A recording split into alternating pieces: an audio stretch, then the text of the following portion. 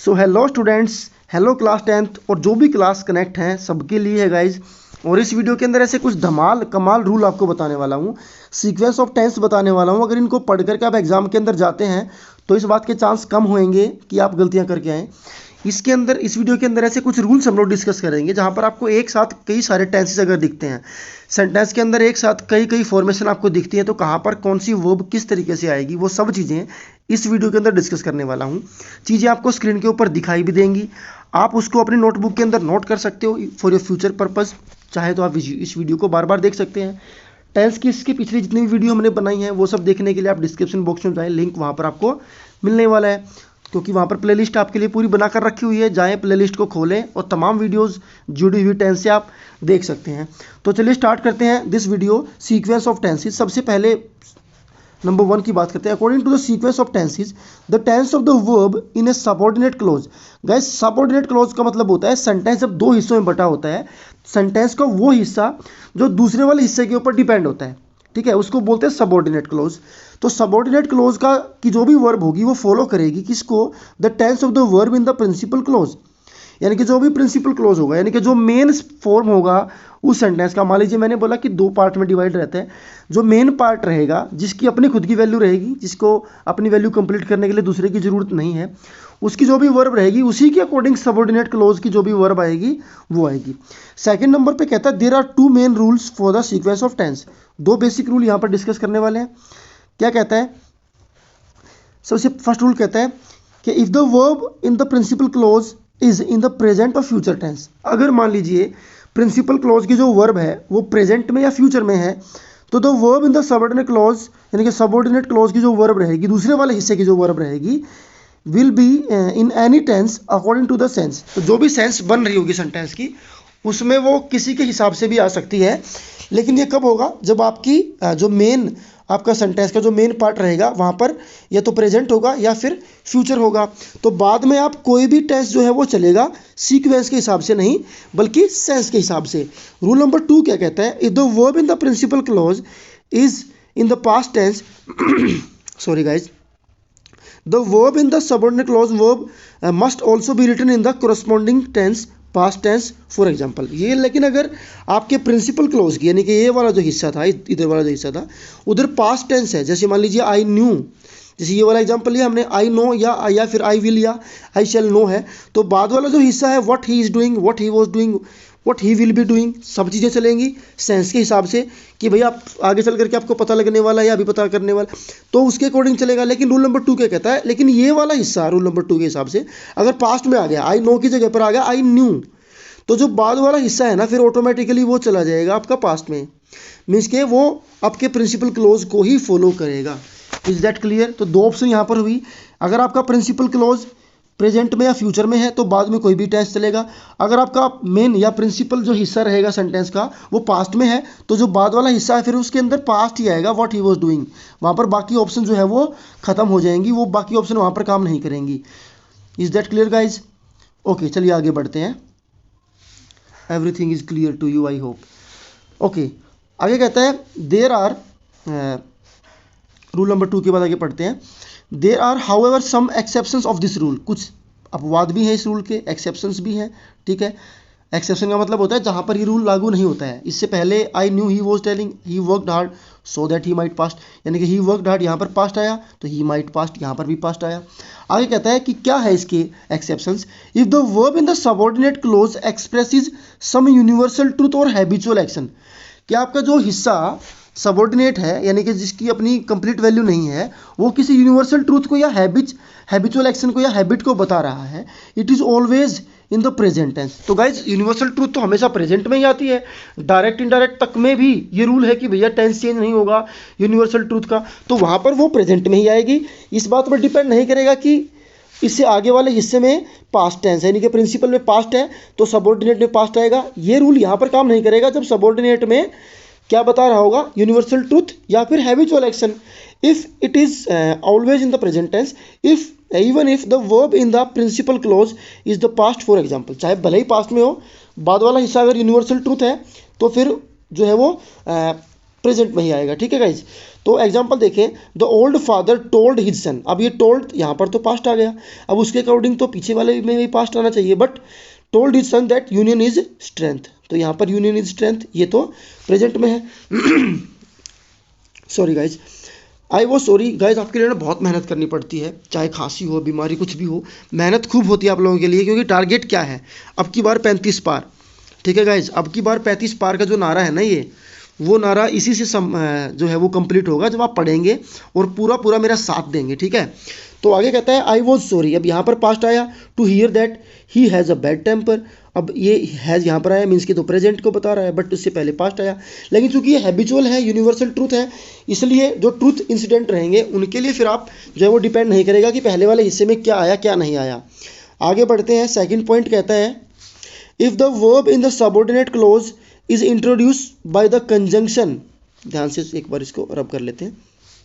चलिए, if the verb in the subordinate close is introduced by the conjunction of comparison, subordinate close की यानी कि बाद वाले हिस्से की जो वर्ब है अगर उसको इंट्रोड्यूस किया जाता है देन से, मीन्स के देन इस्तेमाल वहां पर होता है, the verb may be in any tense, तो देन के बाद फिर आप वर्ब को किसी भी टेंस में लिखें, even though there is past tense in the principal clause, भले ही आपकी पास्ट टेंस क्यों ना है प्रिंसिपल क्लोज में, अगर देन बीच में लगा दिया तो फिर बाद में आप कोई भी टेंस इस्तेमाल करें, जैसे कि she liked him more than she likes you. अब यहाँ पर तो पास्ट था लेकिन यहाँ पर प्रेजेंट लगा दिया, he helped us more than, अब देन आया तो बाद में पास्ट है भले ही पहले प्रेजेंट है। नोट क्या कहता है, if the comparison is expressed by as well as instead of then the same rule hold good, अगर एज वेल एज से कंपैरिजन किया गया देन की बजाय तो सेम टू सेम रूल जो है वो काम करेगा।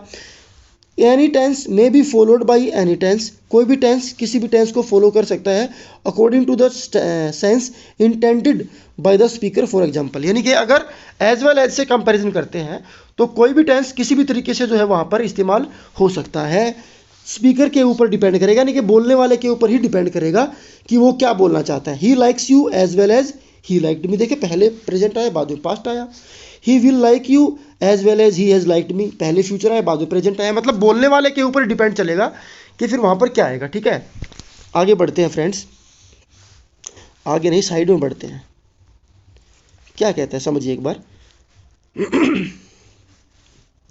चलिए अगला नोट क्या कहता है, यहाँ पर थोड़ा जूम कर लेते हैं इसको, okay now it is visible. If no verb is expressed after then, अगर देन के बाद कोई वर्ब एक्सप्रेस नहीं करी गई है, एज वेल एज के बाद भी कोई वर्ब नहीं आई है, the tense of the verb understood the subordinate clause if the same as of the verb expressed in the principal clause. For example, he liked you better than he liked me, यानी कि बाद में अगर then के बाद या as well as के बाद कोई वर्ब नहीं लिखी गई है, डायरेक्टली नहीं लिखी गई है, जैसे यहाँ पर ही liked you better than me, ये ही लाइक्ड तो आपको बता रखा है, ये ही लाइक्ड क्यों बता रखा है, ये कहता है कि इधर अगर प्रिंसिपल क्लोज में जो भी टेंस है और बीच में देन आता है तो देन के बाद अगर कोई टेंस प्रॉपरली लिखा नहीं हुआ है तो ये ऑटोमेटिकली होगा कि जो पहले टेंस आ चुका है वही टेंस यहाँ पर ऑटोमेटिकली अंडरस्टूड होगा। अगर यहाँ पास्ट है तो पास्ट होगा, फ्यूचर है तो फ्यूचर होगा, यानी कि पहले वाले को ही फॉलो करेगा अगर बाद में क्लियरली कोई टेंस नहीं बताया गया है तो। He will make you as well as, तो यानी कि यहाँ पर विल प्लस ये आता है फर्स्ट फॉर्म, तो as well as he will make like me, तो ये यहाँ पर भी विल वाला हिस्सा ही ऑटोमेटिकली आता है। उसके बाद नोट थर्ड क्या कहता है समझिए, तो ये कहता है नोट, अरे बाप रे कहाँ चला गया, ओके पता नहीं क्या क्या सिस्टम चला हुआ है, ओके तो ये कहता है द वर्ड लेस्ट या that note the only auxiliary verb that can be used after lest is should, सिर्फ और सिर्फ शुड ही इस्तेमाल हो सकती है लेस्ट के साथ, ध्यान रखें कोई हेल्पिंग वर्ब नहीं आएगी, अगर लेस्ट आता है तो लेस्ट के बाद जो है वो शुड ही इस्तेमाल किया जाएगा। Whatever may be the tense of the verb in the principal clause, principal clause में कोई भी टेंस हो, एक्स वाई जेड कोई भी टेंस हो गाइज, अगर लेस्ट लगा दिया ना तो फिर शुड ही आएगा। फॉर एग्जाम्पल देखिए तब समझ में आएगा आपको। एग्जाम्पल कहता है ही गोज लेस्ट, अब लेस्ट आया ना तो ही शुड आएगा, तो यहाँ पर शुड ही आएगा, ठीक है। और दैट ही मे नॉट सी मी, अगर और दैट आता है तो फिर यहाँ पर मे इस्तेमाल करेंगे, ठीक है। उसके बाद कहता है पास्ट में कहता है ही वेंट उसके बाद लेस्ट आया तो ही शुड, उसके बाद ही विल गो, लेस्ट आया उसके बाद ही शुड। तो इस तरीके से आएगा, यानी कि या तो आप यहाँ पर शुड इस्तेमाल करेंगे और या फिर आप अगर दैट आता है और दैट तो आप मे इस्तेमाल करेंगे। फिर वो उसी के हिसाब से पास्ट टेंस में अगर मैं आपको दिखाऊं तो देखिए एक बार समझते हैं इसको, थोड़ा सा कन्फ्यूजन आपको रहेगा। प्रेजेंट का एग्जांपल देखते हैं। अगर प्रेजेंट टेंस में है प्रिंसिपल क्लोज और बीच में लेस्ट आता है तो फिर शुड आएगा। Is that clear? उसके बाद कहता है अगर प्रेजेंट में है और बीच में आता है और दैट, ठीक है, क्या आता है और दैट, तो फिर मे आएगा, ठीक है। अगर पास्ट में ही वेंट तो लेस्ट आया तो शुड आएगा, और दैट आया तो फिर ऑटोमेटिकली जो वहाँ पर मे था उसका पास्ट माइट आया, ठीक है गाइज। इन फ्यूचर, ठीक है, फ्यूचर के अंदर क्या है, ही विल गो, लेस्ट आया तो शुड आया, और दैट आया तो मे आया, ठीक है। सिर्फ पास्ट में मे की जगह पर माइट इस्तेमाल होगा। ये तब है जब लेस्ट या फिर और दैट वाला रूल इम्प्लीमेंट होता है।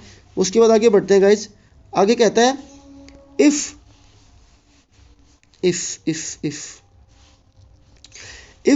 the subordinate clause is an adverbial clause or the place of reason sequence of tense may be in any tense according to the tense sense implied, for example he failed because he has weak health।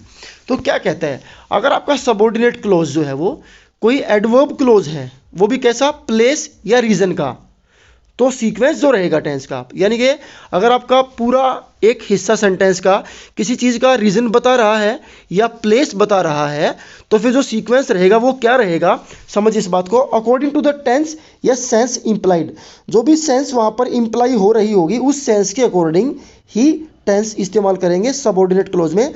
अगर आपका subordinate close क्या बता रहा है, या तो वो कोई टाइम बता रहा है या तो वो कोई प्लेस बता रहा है। For example he failed because he was weak health, he has weak health, sorry he has weak health. तो बिकॉज अगर यहाँ पर आता है तो इसका मतलब ये वाला हिस्सा जो है वो क्या बता रहा है, रीज़न बता रहा है। तो फिर जैसा भी सीक्वेंस बनेगा, यानी कि जो एक्चुअल होगा वही हम यहाँ पर इस्तेमाल करेंगे कि भैया वो फेल हो गया क्योंकि उसकी हेल्थ ख़राब है। हेल्थ ख़राब है अगर है तो हैज़, थी तो हैड, यानी कि जो भी वहाँ पर सेंस इम्प्लीमेंट आप करोगे वही यहाँ पर लागू होगी। उससे आगे कहता है रूल नंबर 3 कहता है the conjunction as if as though always take were in the subordinate clause whatever the tense in the principal clause. For example कहते हैं कंजंक्शन एज इफ, अगर कंजंक्शन एज इफ इस्तेमाल होता है, समझिए इस बात को दोबारा से, अगर कंजंक्शन एज इफ या एज दो ऑलवेज टेक वर, यानी कि दोनों कंजंक्शन अगर आते हैं तो वर का इस्तेमाल किया जाता है इन द सबऑर्डिनेट क्लोज, बाद वाले क्लोज में, लेस इंपॉर्टेंट वाले क्लोज में हमेशा वर को इस्तेमाल करते हैं। Whatever the tense in the principal clause, principal clause का चाहे कोई भी टेंस हो गाइज, ठीक है। For example he talks as if he was a mad, he worked hard as though he were a giant. तो ये वर का इस्तेमाल हमने यहाँ पर किया है, यहाँ पर भी जो है वो वर आएगा गाइज, वो उसी जगह पर क्या आएगा, वर। यानी कि अगर इधर पे बीच में एज इफ आता है या एज दो आता है तो बाद वाले हिस्से में हमेशा वर को आप इस्तेमाल करोगे, ये ऑटोमेटिकली अंडरस्टूड है। तो ये जो हमने बाद वाले कुछ रूल्स किए हैं ना स्टूडेंट्स, ये एक्सेप्शंस किए हम लोगों ने, समझ रहे हैं आप बात को। इसका जो बेसिक रूल रहता है sequence of tense, sequence of tense guys यहाँ तक ही है। इधर गया, इधर गया, अरे बब्बुआ कहाँ जा रहे हो। कहता है सीक्वेंस ऑफ टेंस आपको मैं बता दूं यहीं तक ही है, ठीक है। ये जो फर्स्ट और सेकंड रूल है कि कैसे आप टेंस इस्तेमाल करेंगे, इतना ही है सीक्वेंस ऑफ टेंस। बाद वाला जो कुछ भी हमने सीखा है वो सारा का सारा किस बात पर डिपेंड करता है, वो एक्सेप्शंस हैं। हमने सिर्फ 2 ही रूल पढ़ने हैं बेसिकली। 2 रूल्स में क्या रूल आता है, अगर प्रेजेंट और फ्यूचर में है आपका प्रिंसिपल क्लोज तो बाद में आप कोई भी टेंस इस्तेमाल करेंगे। रूल नंबर 2 था अगर आपका प्रिंसिपल क्लोज पास्ट में है तो बाद वाला हिस्सा जो है वो पास्ट में ही आएगा। समझ रहे हैं मेरी बात को। बाकी जो चीज़ें हमने पढ़ी वो सभी एक्सेप्शंस थी कि कई बार ऐसा नहीं भी होता है, अलग अलग हिस्सों में अलग अलग चीज़ें इस्तेमाल करी जाती हैं, तो ये ऐसे रहता है। जैसे यहाँ पर हमने लास्ट वाला रूल क्या किया, अगर subordinate close adverb sorry rule number 3 क्या कहता है, कंजंक्शन एज इफ या एज दो आया है तो उनके साथ हमेशा वर ही आता है। 2 एग्जाम्पल हम लोगों ने करे। अब एक सोल्ड एग्जाम्पल जो है वो कर लेते हैं प्रैक्टिस के लिए, उसके बाद वीडियो हमारी करेंगे एंड। आप लोगों ने काफ़ी हिम्मत जुटाई है वीडियो पूरी देखने की मेरे साथ साथ। चलिए गैस, बड़ा मुश्किल होता है स्ट्रीम, सबसे मुश्किल होता है, गलतियाँ करने के चांस बड़े कम होते हैं, टेक नहीं ले सकते। उसके बाद कहता है honey, amla, gums resins, tubers, tamarind, all these and more, यानी कि ये सभी चीज़ें और भी चीज़ें डैश फ्रॉम फॉरेस्ट। गैस अब ये तो यूनिवर्सल ट्रूथ है कि भाई रबड़ है, ये ट्यूबर्स की जगह पर यहाँ पर गैस रबर होना चाहिए था, ठीक है मेरे हिसाब से। शहद है, आंवला है, ये सब चीज़ें, इमली है, रबर, ये सभी कहाँ से आती हैं? फॉरेस्ट से आती है। तो आती है यानी कि यूनिवर्सल ट्रूथ है। तो यूनिवर्सल ट्रूथ के लिए, फैक्ट के लिए वर्ब की फर्स्ट फॉर्म इस्तेमाल की जाती है। आंसर देखिए, वर्ब की first form. And dash their way in our lives, और ये चीज़ें अपना रास्ता बना चुकी है हमारी ज़िंदगी में, बना चुकी हैं गाइज, बना चुकी हैं, यानी कि काम हो चुका है। तो ये चीज़ें अब हमारी लाइफ में आ चुकी हैं, एंट्री कर चुकी हैं। तो देखिए यहाँ पर क्या आ गया आपका, वर्ब की हैज़ है प्लस वर्ब की थर्ड फॉर्म ने इस्तेमाल यहाँ पर करी।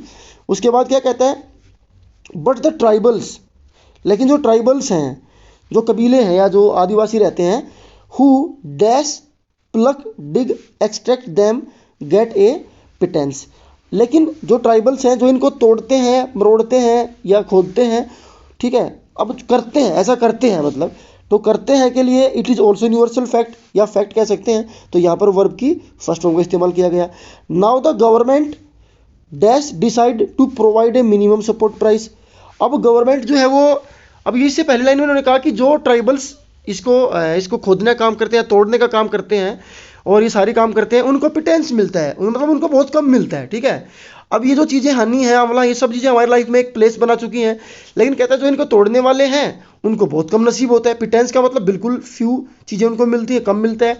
अभी government dash to provide a minimum support price, MSP, तो अब गवर्नमेंट ने एमएसपी देने का निर्णय लिया, निर्णय ले चुकी है, लिया का मतलब क्या है, निर्णय ले लिया है, ठीक है, देगी तो फिर निर्णय ले लिया है। तो हैज है प्लस वर्ब की थर्ड फॉर्म मींस के perfect tense, completion of action दिखा रखा है। The step could